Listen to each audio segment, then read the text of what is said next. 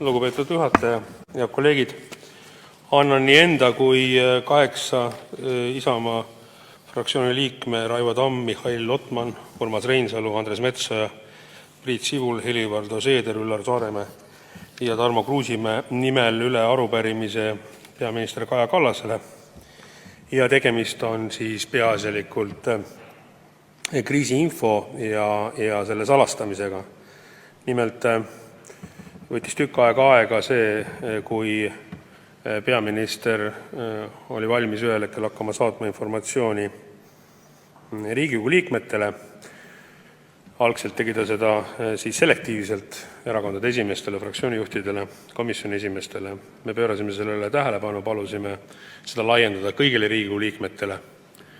Mingil hetkel nõustuti, hakati seda saatma siis kõigile Riigikogu liikmetele, kuid paneme tähele, et võrreldes varasema perioodiga, eelmise aasta kevadega, on üks suur oluline erinevus.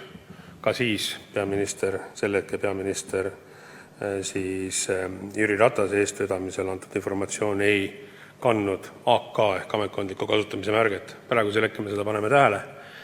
See ei anna meile võimalust arutleda Riigikogu liikmetena ekspertide ja analüütikutega, teha sellest oma järeldusi, pakkuda välja uusi võimalusi siis olemasoleva viirusega siis toimetulekuks.